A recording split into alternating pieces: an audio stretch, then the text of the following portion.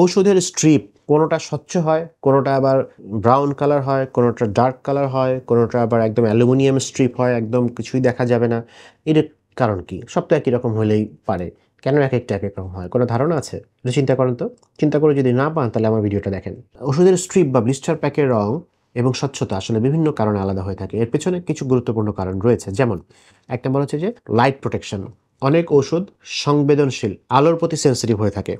সূর্যালোক বা কৃত্রিম আলোকের সংস্পর্শে এলে এটা ঝামেলা করতে পারে। এই ওষুধের গুণগত মান কমে যেতে পারে বা রাসায়নিক পরিবর্তন হতে পারে, কার্যকারিতা কমতে পারে।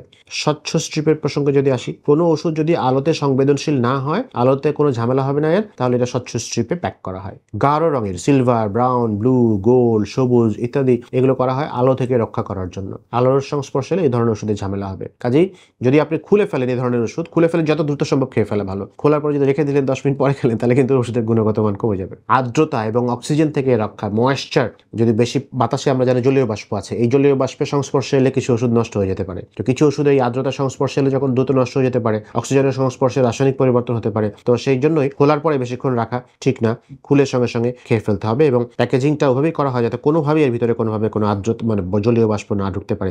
ওষুধের মধ্যে যদি কখনো দেখেন যে কোনো ব্লিস্টার কোনো একটুখানি ছিদ্র হয়ে গেছে, একটুখানি ফাঁকা মনে হচ্ছে, তাহলে সেই ওষুধ আর খাবেন না। কিছু ওষুধ আবার অ্যালুমিনিয়াম ফয়েল বা সিলভার কালারের অ্যালুমিনিয়াম ফয়েল কোটেড থাকে। এটি আসলে আর্দ্রতা প্রতিরোধে বেশি সাহায্য করে। প্লাস্টিক এবং অ্যালুমিনিয়াম ফয়েলের মিক্স কিছু প্যাকেজ থাকে, এটাও আসলে আর্দ্রতা বাতাস থেকে সুরক্ষিত রাখে। আর বিভিন্ন কোম্পানির ব্র্যান্ডিং এবং মার্কেটিং এর তো বিষয় আছেই, সেজন্য তারা বিভিন্নভাবে প্রতিটি ওষুধকারীর প্রতিষ্ঠান আসলে তাদের ব্র্যান্ডকে আলাদাভাবে উপস্থাপন করতে চায়, সেজন্য একটু গেট আপ সুন্দর করতে পারে, সেটা আলাদা বিষয়। কিন্তু বেসিক প্রতিটা ওষুধের রাসায়নিক গঠনের সাথে কার্যকারিতার সাথে বেসিক কিছু বিষয় আছে যেগুলোকে মানতেই হয়। তো অনেক রোগী একই ধরনের ওষুধ খায় বা দেখা যায় যে অনেক রকমের ওষুধ খায়, তাই স্ট্রিপের রং আলাদা থাকলে অনেক সময় চিনতে সহজ হয়। সে কারণে অনেক সময় কালারে ভ্যারিয়েশন আনা যেতে পারে, সেটা অনেক সময় ভালোই হয়। তো বয়স চাহিদা অনুযায়ী অনেক সময় ডিজাইন করা হয়। বাচ্চাদের ওষুধে কার্টুন ছবি থাকে, অনেক কিছু থাকে, উজ্জ্বল রঙের স্ট্রিপ ব্যবহার করা হয়। টেস্টও অনেক সময় একটু আলাদা করা হয়, আসলে বাচ্চাদের ওষুধের একটু মিষ্টি মিষ্টি টেস্ট করার চেষ্টা করা হয়। তাপ সহনশীলতা, প্যাকেজিং খরচ, এটা একটা ইম্পর্টেন্ট জিনিস। কিছু ওষুধ বেশি তাপে সংবেদনশীল, তাই তাদেরকে তাপ প্রতিরোধী প্যাকেজিং দরকার হয়। স্বচ্ছ প্লাস্টিকে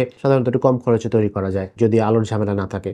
aluminium foil multi layer packaging থাকে, গরম আবহাওয়ায় ভালো কাজ করে এগুলো। সো ফাইনালি যেটা বলতে পারি যে ওষুধের স্ট্রিপের রং এবং স্বচ্ছতা মূলত আলো, আর্দ্রতা, অক্সিজেন, তাপ, কোম্পানি ব্র্যান্ডিং, রোগীর সহজবোধ্যতা এবং প্যাকেজিং খরচের উপর নির্ভর করে। যদি ওষুধ আলো বা আর্দ্রতার সংবেদনশীল না হয় তবে এটি স্বচ্ছ স্ট্রিপে আসতে পারে।